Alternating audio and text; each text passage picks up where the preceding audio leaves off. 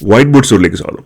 Nobody 2 എന്ന പുതിയ English ചിത്രത്തിലേക്കാണ് നമ്മളൊന്ന് പോകുന്നത്. 2021 റിലീസായ നോബഡി എന്ന സിനിമയുടെ സെക്കൻഡ് പാർട്ടായിട്ടാണ് നോബഡി 2 ഇപ്പോൾ തിയേറ്ററിൽ വന്നിരിക്കുന്നത്.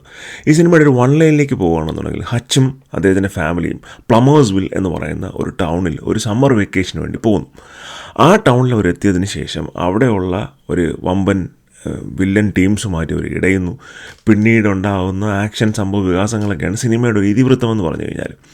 ഫസ്റ്റ് പാർട്ടിൽ നോബഡി എന്ന് പറയുന്ന ഫസ്റ്റ് പാർട്ടിൽ നമ്മുടെ ഏറ്റവും കൂടുതലും എൻഗേജ് ചെയ്യിപ്പിച്ചൊരു ഘടകം ഹച്ച് എന്ന് പറയുന്ന ആ സെൻട്രൽ ക്യാരക്ടറിൻ്റെ ഒരു ക്യാരക്ടർ ആർക്കായിരുന്നു. ലുക്കിൽ വളരെ ഏജ്ഡ് ആയിട്ട് തോന്നിക്കുന്ന എന്നാൽ വളരെ ഫിറോഷ്യസ് ആയിട്ടുള്ള ഒരു ഭൂതകാലം ഉള്ള ഒരു ക്യാരക്ടർ. ആ ക്യാരക്ടർ ഒരു നോർമൽ ഡേയിൽ വന്നു കഴിഞ്ഞാൽ എന്തൊക്കെ ചെയ്യും, എങ്ങനെയൊക്കെ ബിഹേവ് ചെയ്യും എന്നുള്ള ഒരു ഫാക്ടറായിരുന്നു നമ്മളെ അതിനകത്തൊരു ആകർഷിച്ചത്. ഇപ്പോൾ ടേക്കൺ സിനിമകളിൽ നിന്നൊക്കെ എടുത്തൊരു ഫോമുലയാണത്. ബോബനോ ഓഡൻകിൻ്റെ ഗംഭീരമായൊരു പെർഫോമൻസും ആ ക്യാരക്ടറിൽ ഉണ്ടായിരുന്നു. എന്നാൽ സെക്കൻഡ് പാർട്ടിലോട്ട് വന്നപ്പോൾ സിനിമ കംപ്ലീറ്റ്ലി പ്രഡിക്റ്റബിളാണ്. പ്രഡിക്റ്റബിൾ ഇൻ ദ സെൻസ് നമുക്കറിയാം എന്താണ് സംഭവിക്കാൻ പോകുന്നത്. വളരെ യൂഷ്വലായ ഒരു ആക്ഷൻ സിനിമയുടെ ലൈനും അപ്പുറം നോബഡി 2 പ്രത്യേകിച്ച് ഒന്നും തന്നെയും ഓഫർ ചെയ്യുന്നില്ല. ഒരു നല്ല എക്സ്ട്രീംലി വെൽ കോറിയോഗ്രാഫ്ഡ് സീൻസോ അല്ലെങ്കിൽ സിനിമാറ്റോഗ്രാഫി അങ്ങനെ ഒന്നും തന്നെ ഇല്ല. ഒരു യൂഷ്വൽ മസാല ആക്ഷൻ ഫ്ലിക്ക് അതാണ് ഈ പടം. അതായത് നമുക്ക്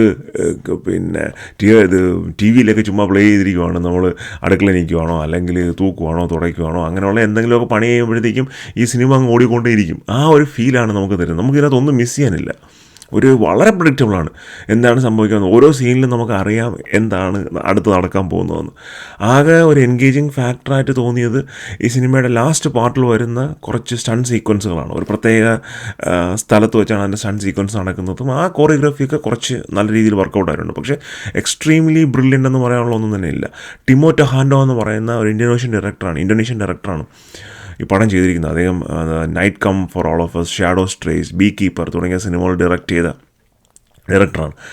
അപ്പോൾ ആ ഒരു സ്ലിക്നെസ് ഇന്തോനേഷ്യൻ ആക്ഷൻ സിനിമകളിൽ നിന്ന് കാണാൻ നമുക്കറിയാമല്ലോ, ഒരു സ്ലിക്ക് ആക്ഷൻ ഉള്ളത്. അത് ഈ നോബഡിയിലും കാണാനുണ്ട്.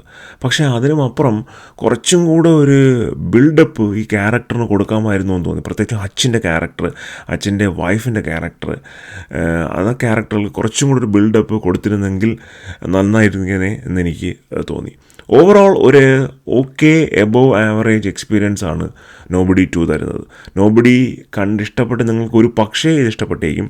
അല്ല അതിനുമപ്പുറം നോബഡി മെയിൻറ്റെയിൻ ചെയ്ത അതേ ഒരു ക്ലാസ് ഫീൽ അൺഫോർച്ചുനേറ്റ്ലി അതിൻ്റെ സെക്കൻഡ് പാർട്ടിന് തരാനായിട്ട് സാധിച്ചിട്ടില്ല. നോബഡി 3 വരുന്നുണ്ട് എന്നാണ് കേട്ടത്. ഇത്തരം സിനിമകൾ അല്ലെങ്കിൽ ഈ ഒരു ലൈനിൽ വരുന്ന സിനിമകളുടെ മെയിൻ ലക്ഷ്യമെന്ന് പറഞ്ഞു കഴിഞ്ഞാൽ വളരെ ചെറിയ ബഡ്ജറ്റിൽ ഒരു പടം ചെയ്യുക, പിന്നീട് അത് സ്ട്രീമിങ്ങിന് കൊടുക്കുക, സ്ട്രീമിങ്ങിൽ വലിയ നമ്പേഴ്സ് ജനറേറ്റ് ചെയ്യുക, മാക്സിമം റവന്യൂ ഉണ്ടാക്കുക. ആ ഒരു ഫോമുല അതേപടി നോബഡി 2 ഫോളോ ചെയ്തിരിക്കുകയാണ്. അതായത് ഏതാണ്ട് 25 മില്യൺ ബഡ്ജറ്റിലാണ് പടം ചെയ്തിരിക്കുന്നത്. അത് 25 മില്യൺ ബഡ്ജറ്റ് എന്ന് പറഞ്ഞാൽ വളരെ വളരെ ലോ ബഡ്ജറ്റാണ് ഒരു ഇംഗ്ലീഷ് സിനിമയെ സംബന്ധിച്ചിടത്തോളം. ആ ബഡ്ജറ്റിനകത്തൊരു പടം ചെയ്യുക, തിയേറ്ററിൽ നിന്നും ഒരു ഡിസ്ട്രിബ്യൂഷനൊക്കെ പോകുമ്പോഴത്തേക്കും ഒരു $15 മില്യൺ അല്ലെങ്കിൽ ഒരു $25 മില്യൺ തിയേറ്ററിൽ നിന്നും കളക്ട് ചെയ്യുക, സ്ട്രീമിങ്ങിന് ഏതാണ്ട് അതേ വാല്യൂവിന് പോവുക. സോ ഓവറോൾ ബിസിനസ് നോക്കുമ്പോഴത്തേക്കും നല്ല പ്രോഫിറ്റബിൾ ആയിരിക്കും. അങ്ങനെ ഒരു വെഞ്ചറിൽ അല്ലെങ്കിൽ ആ ഒരു മോട്ടോയിൽ എടുത്തിരിക്കുന്ന ഒരു പടമാണ്. ഒരുപാട് ആക്ഷൻ സിനിമകൾ ഈ ഒരു മോട്ടോയിൽ വരാറുണ്ട്. അത് കുറച്ചും കൂടെ ബെറ്റർ ആക്കാമെന്ന് തോന്നി. കാര്യം ഹച്ച് എന്ന് പറയുന്ന ക്യാരക്ടർ നല്ലൊരു ഫാൻ ഫോളോയിങ് ഉള്ള ഒരു ക്യാരക്ടറായിരുന്നു. അതിന് ആ ക്യാരക്ടറിൻ്റെ ഒരു ഡെപ്ത്ത് ഒരു സിനിമയിൽ ഒട്ടും തന്നെ ഫോക്കസ് ചെയ്തില്ല എന്നുള്ളത് വളരെ സങ്കടകരമായ ഒരു വസ്തുതയാണ്. എന്തായാലും ആക്ഷൻ സിനിമകൾ ഇപ്പോൾ എനിക്ക് തോന്നുന്നു ഒരു സ്ലിക്ക് ആക്ഷൻ സിനിമകൾ ഇപ്പോൾ തിയേറ്ററിൽ വന്നിട്ട് കുറച്ച് നാളായി. അപ്പോൾ അങ്ങനത്തെ ഒരു ആക്ഷൻ സിനിമകൾ തിയേറ്ററിൽ പോയി കാണണം എന്ന് ആഗ്രഹം ഉണ്ടെങ്കിൽ ടിക്കറ്റ് എടുത്ത് കാണാം, അല്ലെങ്കിൽ ഒരു OTT പ്ലാറ്റ്ഫോമിൽ വന്ന് കാണാനുള്ള വകുപ്പ് ഈ പടത്തിലുള്ളൂ. അപ്പോൾ എന്തായാലും മറ്റൊരു വീഡിയോ ആയിരിക്കും.